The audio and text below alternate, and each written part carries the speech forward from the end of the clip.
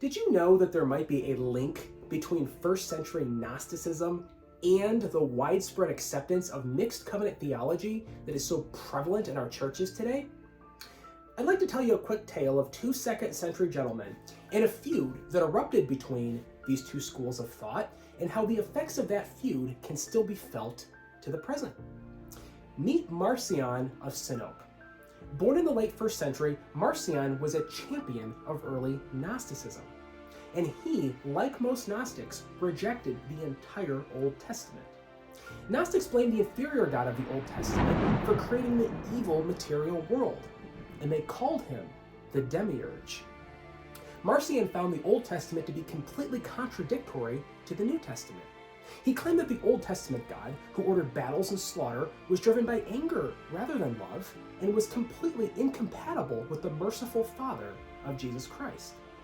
For these reasons and more, Marcion asserted that the Old Testament was sub-Christian. Now here's where it gets interesting. Marcion of Sinope is the first person in all of human history credited with releasing a scriptural canon.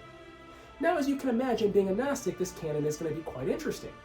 It included the Gospel of Luke, which Marcion renamed the Gospel of Marcion, and he heavily altered it.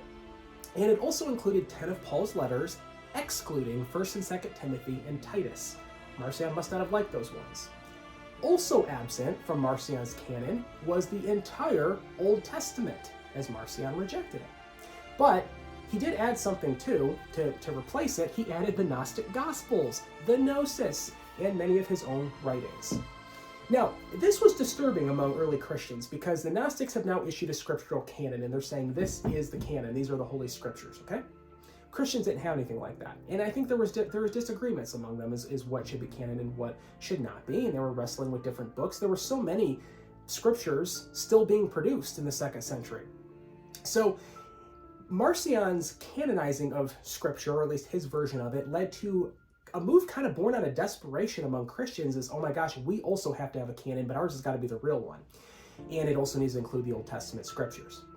And this is when our second gentleman is going to appear, and his method of getting the Old Testament back into Christianity is really similar to what we see today. So enter Tertullian.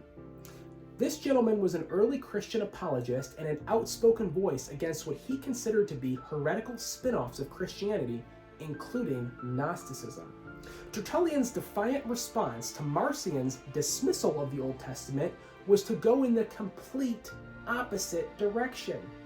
He mingled the law and the prophets with the apostolic writings and created his own spin-off of Christianity, which in its time was called baptized Judaism by its critics.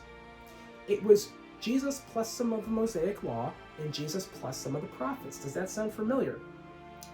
A follower of Tertullian, his name was Cyprian, continued this mixture of the old and the new by mingling Christian ministers with Old Testament priests and Christian ordinances with the Old Testament sacrifices.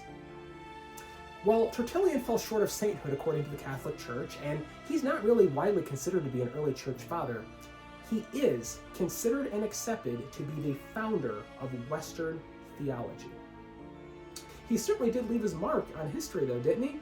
Because his brainchild, baptized Judaism, thrives to this day in our churches. We just call it Christianity. But while Tertullian and his theology was certainly damaging to Christianity, I can say this, he was hardly the first.